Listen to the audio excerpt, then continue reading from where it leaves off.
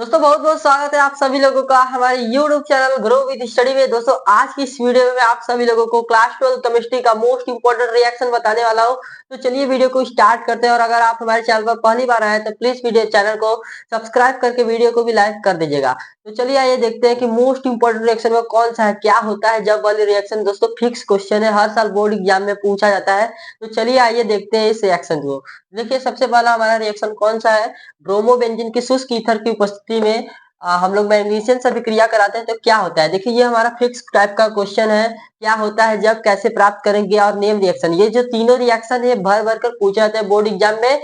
और लगभग हमारे हिसाब से 10 नंबर से लगभग 10 नंबर का ये रिएक्शन पूछा जाता है। तो 10 नंबर आपको रिएक्शन, 10 से 15 नंबर रिएक्शन से आपके जो ऑर्गेनिक केमिस्ट्री है उसमें पूछे जाते हैं रिएक्शन ओनली। तो चलिए आइए देखते हैं। देखिए ब्रोमोबेंजीन की शुष्क ईथर की उपस्थिति में मैग्नीशियम के साथ अभिक्रिया कराते हैं तो क्या होता है। तो देखिए सबसे पहले हमें ब्रोमोबेंजीन दिया है, यहाँ पर देखिए हम लोग ब्रोमोबेंजीन को बनाएंगे। ब्रोमोबेंजीन क्या होता है, बेंजीन रिंग के ऊपर, यहाँ पर बेंजीन रिंग है, इसके ऊपर हम लोग बीआर लगा देंगे तो ये क्या बन जाएगा, ब्रोमोबेंजीन। अब देखिए क्या कर रहा है, ब्रोमोबेंजीन के शुष्क ईथर की उपस्थिति में किसके साथ, एमजी के साथ, यानी मैग्नीशियम के साथ। तो यहाँ पर मैग्नीशियम यहाँ पर ले लेंगे और किसके साथ, शुष्क ईथर की उपस्थिति में। तो यहाँ पर हम लोग शुष्क ईथर, यहाँ पर इसकी उपस्थिति में, शुष्क ईथर की उपस्थिति में, यहाँ पर शुष्क ईथर की उपस्थिति में अभिक्रिया करा देंगे तो देखिए क्या बनेगा, यहाँ पर बेंजीन रिंग हो जाएगा। बेंजीन रिंग के ऊपर हम लोग क्या जोड़ देंगे, MgBr। क्या जोड़ देंगे, MgBr। तो ये हमारा फाइनल बन चुका है। देखिए इसको हम लोग क्या बोलेंगे, इसको हम लोग क्या बोलेंगे, मैग्नीशियम, बेंजीन मैग्नीशियम ब्रोमाइड। क्या है, बेंजीन मैग्नीशियम, बेंजीन मैग्नीशियम यम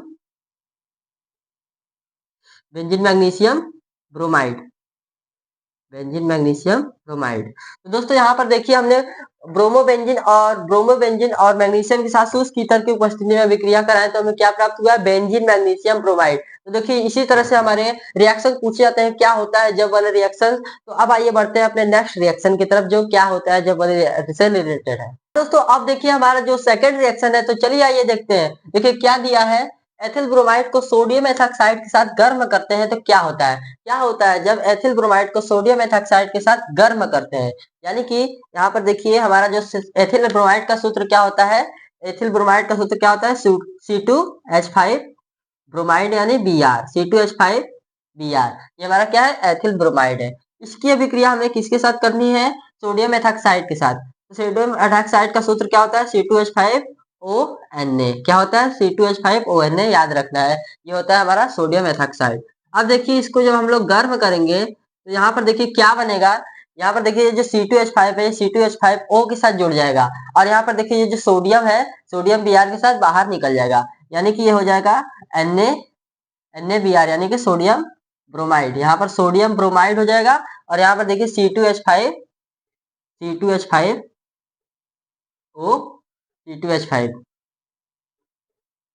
तो ये हमारा क्या बन जाएगा, ईथर बन जाएगा। क्या बन जाएगा, ईथर बन जाएगा।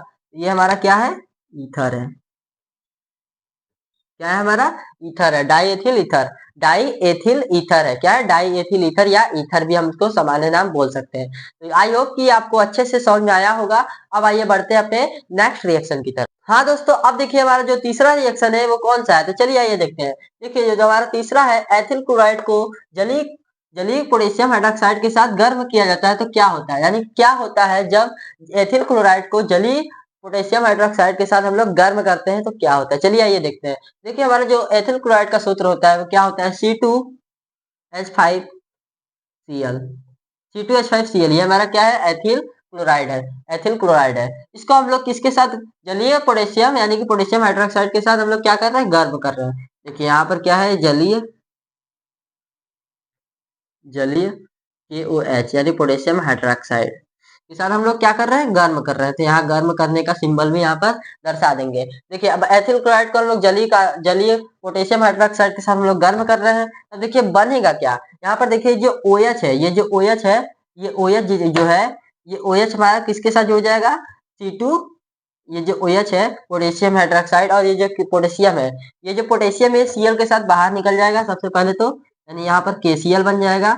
और यहाँ पर C2H5 C2H5 C2H5OH हो जाएगा। क्या हो जाएगा, C2H5OH, यानी ये क्या बन जाएगा हमारा एथेनॉल बन जाएगा। क्या बन जाएगा? एथेनॉल या अल्कोहल।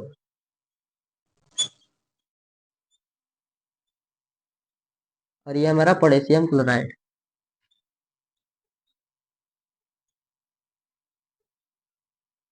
क्या बन जाएगा? Potassium chloride. तो आई होप कि आपको अच्छे से समझ आएगा। अब आइए बढ़ते हैं नेक्स्ट रिएक्शन। तो हाँ दोस्तों, अब देखिए जो हमारा चौथा रिएक्शन है, देखिए क्या दिया है, क्या होता है जब एथिल क्लोराइड को अल्कोहलिक पोटेशियम हाइड्रोक्साइड के साथ गर्म किया जाता है। ये भी देखिए हमारा जो प्रीवियस था, यानी कि पिछला जो क्वेश्चन था, उसमें यहाँ पर जली दिया गया था, लेकिन इस बार अल्कोहलिक है। तो अब आइए देखते हैं। देखिए हमको पता है कि एथिल क्लोराइड का सूत्र क्या होता है। एथिल क्लोराइड का सूत्र होता है CH3CH2Cl। C2H5Cl होता है, या फिर हम इसे CH3CH2Cl लिख सकते हैं। अब देखिए यहाँ पर हम लोग किसके साथ अभिक्रिया करा रहे हैं? अल्कोहलिक KOH के साथ, अल्कोहलिक पोटेशियम हाइड्रोक्साइड के साथ हम लोग अभी क्रिया करा रहे हैं और क्या कर रहे हैं? इसको गर्म कर रहे हैं। तो देखिए इतना बातें तो हमारे क्वेश्चन में दिया गया है कि एथिल क्लोराइड को हम लोग अल्कोहलिक पोटेशियम हाइड्रोक्साइड के साथ क्या कर रहे हैं? गर्म कर रहे हैं। अब देखिए इसका रिएक्शन जब होता है तो यहाँ पर हम लोग लिखेंगे क्या? देखिए सबसे पहले यहाँ पर जो पोटेशियम है, ये हमारा क्लोराइड के साथ बाहर निकल जाता है KCl बन के, यानी कि हम जो जैसा कि पिछला में था। और लेकिन इसमें एक ट्विस्ट ये है कि ये जो हमारा OH है, यहाँ पर पोटेशियम हाइड्रोक्साइड है, कि ये तो हमारा Cl के साथ बाहर निकल ही जाता है, बट ये जो OH है, ये OH यहाँ पर देखिए CH3 है, यहाँ पर ये CH3 है, लेकिन ये जो CH है, यहाँ से एक हाइड्रोजन निकल के यहाँ पर OH के साथ जुड़ के क्या बन जाता है? H2O, यानी कि यहाँ पर H2O बाहर निकल जाता है और क्या बन जाता है? यहाँ पर देखिए CH2 बचेगा, तो यहाँ पर CH2 और डबल बॉन्ड CH2, यानी कि हमारा क्या बन जाता है? एल्कीन, या फिर इससे हम लोग क्या बोलेंगे? एथीन। ये क्या है हमारा? एथीन। क्या है? एथीन।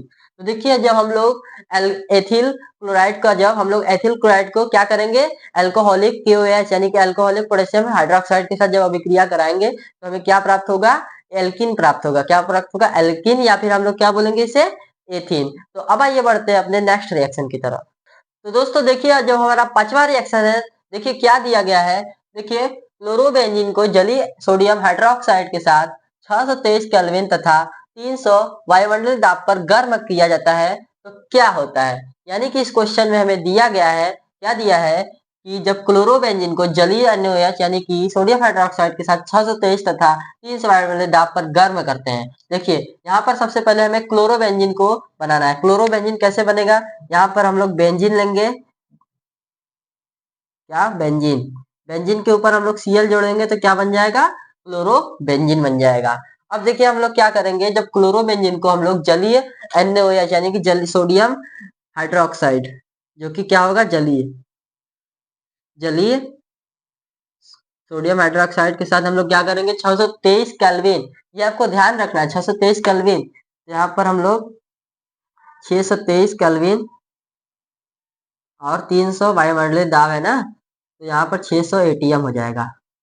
और के साथ हम लोग क्या करेंगे? गर्म करेंगे। तो यहाँ पर गर्म का भी हम लोग क्या करेंगे? सिंबल दिखा देंगे। ये क्या है? हमारा ATM है। 300 ATM के साथ हम लोग क्या करेंगे? गर्म करेंगे। तो देखिए यहाँ पर एक क्लोरोबेंजीन है। अब देखिए क्लोरोबेंजीन क्या करेगा? यहाँ पर सबसे पहले बेंजीन बनाएंगे हम लोग। यहाँ पर देखिए जो बेंजीन है, बेंजीन के ऊपर हम लोग OH को जोड़ देंगे, यानी कि जो Cl है, ये सोडियम के साथ बाहर निकल जाएगा और क्या बना देगा? हमारा NaCl। NaCl मतलब सोडियम क्लोराइड, सोडियम क्लोराइड बना देगा। और ये जो OH है, ये हमारा बेंजीन रिंग के ऊपर जुड़ के क्या बन जाएगा? फिनॉल बन जाएगा। क्या बन जाएगा? फिनॉल। क्या बन जाएगा? फिनॉल। ये क्या है? फिनॉल है। देखिए तो क्लोरोबेंजीन को जो हम लोग जलीय सोडियम हाइड्रोक्साइड के साथ 623 केल्विन तथा 300 वायुमंडलीय दाब कर क्या करेंगे? गर्म करेंगे, तो हमारा जो फिनॉल है वो बनकर आ जाएगा। ये हमारा रिएक्शन नंबर 5 है। अब आइए बढ़ते हैं अपने आखिरी रिएक्शन की तरफ। तो देखिए आज का ये हमारा आखिरी रिएक्शन है, तो चलिए इसे इजीली तरीके से हम लोग क्या करते हैं? समझते हैं। देखिए ये क्या हमें दिया गया है, क्या होता है जब सिल्वर प्रोपेनेट को ब्रोमीन यानी कि ब्रोमाइड के साथ CCl4 यानी कार्बन टेट्राक्लोराइड के साथ अभिक्रिया होता है। जब देखिए यहाँ पर सबसे पहले हमें सिल्वर प्रोपिनेट पता होना चाहिए कि हमारा जो सिल्वर प्रोपिनेट होता है ये क्या होता है। तो सिल्वर प्रोपिनेट होता है हमारा कार्बोक्सिलिक अम्ल का सिल्वर लवण।